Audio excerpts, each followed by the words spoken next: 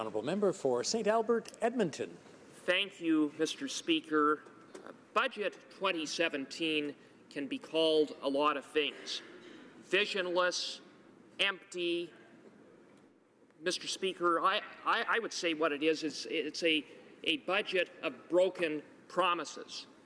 Because, Mr. Speaker, the Prime Minister during the last election promised that in 2017 the budget deficit would be no more than $10 billion. Well, it turns out that $10 billion deficit is actually a $30 billion deficit, 3 times larger than what the Prime Minister promised. The Prime Minister promised that the budget would be balanced in 2019. Well, it turns out that in 2019, instead of delivering a balanced budget, the Liberals are on track to deliver a deficit of $23.4 billion. But, Mr. Speaker, it gets worse because, according to the Department of Finance, based upon the current Liberal plan, the budget not only will not be balanced in 2019, it won't be balanced in 2029 or 2039 or 2049, not until 2055, Mr. Speaker. Whoa. That means, Mr. Speaker, that for someone who was born today or this year or last year is going to be nearly 40 years old before the Liberals get around to balancing the budget. Mr. Speaker, the Prime Minister promised to invest in infrastructure for things like roads and bridges. Mr. Speaker, he hasn't. Mr. Speaker, the Prime Minister promised to not increase taxes for middle-class Canadians.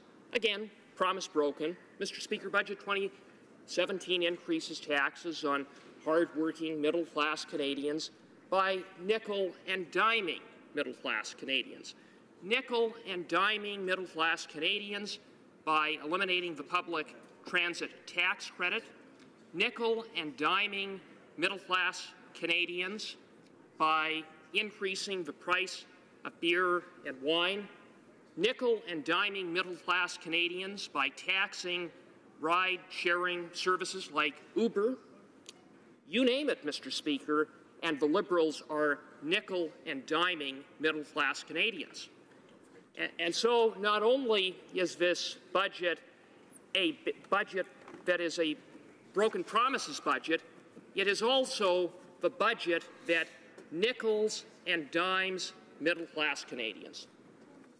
Mr. Speaker, what is the government's commitment when it comes to jobs and growth? And I guess before I do that, I should mention that I'm splitting my time with the honourable member for Brantford Brant. But I know, I wish I had another 10 minutes, but unfortunately. But I know my colleague will give a very eloquent speech in saying why this budget is a bad deal for Canadians. But Mr. Speaker, what is the government's plan for jobs and growth? Well, Mr. Speaker, it seems like the government's plan is to increase taxes on job creators, on small business owners. Mr. Speaker, small businesses account for 90% of the companies in Canada. 70% of the private sector is employed in small businesses, and this government is punishing small businesses. Last year, we saw the government punish small businesses by cancelling a small business tax cut. They further punished small businesses when they eliminated a hiring tax credit that would allow small businesses to hire new employees and create jobs. This year, the government is punishing small businesses by increasing CPP and EI premiums. And Mr. Speaker, it couldn't come at a worse time. It couldn't come at a worse time because right now the U.S. administration is cutting taxes and rolling back red tape. You know, the United States is not only Canada's biggest trading partner, it's also our largest competitor. Increasing taxes on job creators undermines Canada's competitiveness, which in turn undermines Canada's long-term jobs, growth, and prosperity. Mr. Speaker, but you know what? The Liberals, they just can't help themselves. They can't help themselves because they're wedded to a tax and spend agenda. You know, we've seen in the last year and a half that the Liberals have been in office, discretionary spending increased by 12%. That's unheard of. That's unprecedented for non-recessionary times, Mr. Speaker.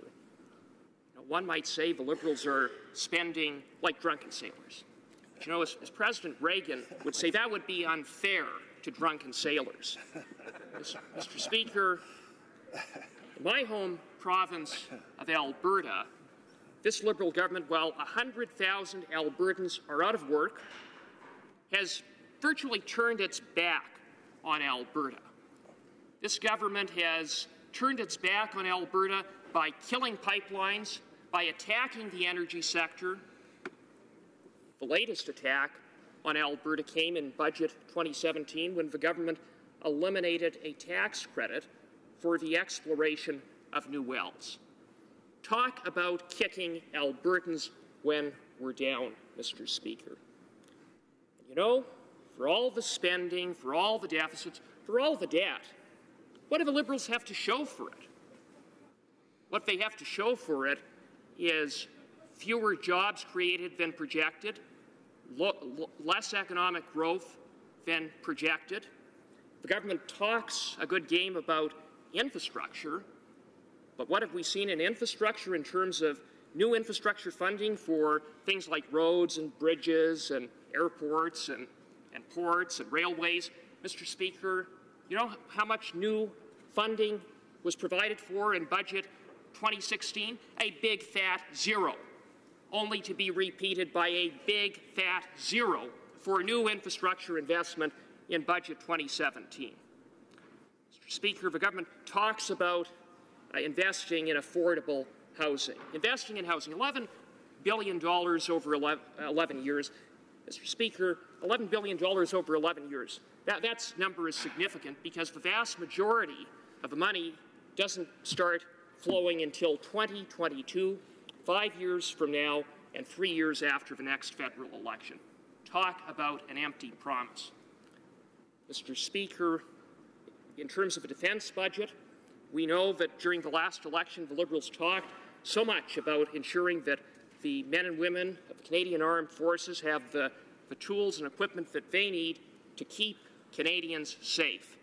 But, Mr. Speaker, when it comes to delivering for the men and women of the Canadian Armed Forces, this government has come out short.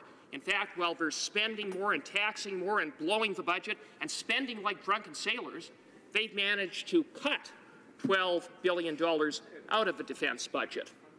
So, Mr. Speaker, it seems like the return of the decade of darkness is upon us, except the good news is they won't have a decade to shortchange our Canadian Armed Forces because we're going to be back in 2019. Now, Mr. Speaker, in closing, let me just say, broken promises, wasteful spending, higher taxes, massive deficits, massive debt, and a failure to fund priority areas, that pretty much sums up Budget 2017. It is a failed budget, and it deserves to be defeated out of hand. Thank you, Mr. Speaker. Questions and comments, the honourable member.